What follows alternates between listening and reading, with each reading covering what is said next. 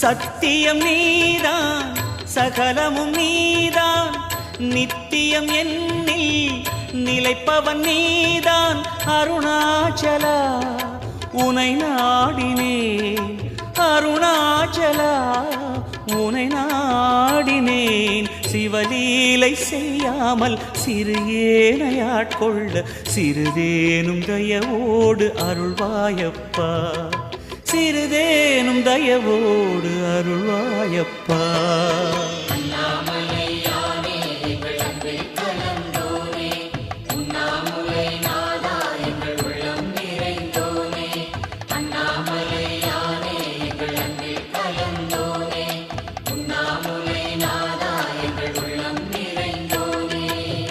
சிவமயமாக தெரிகிறதே சிந்தையில் சிவயோகம் வருகிறது.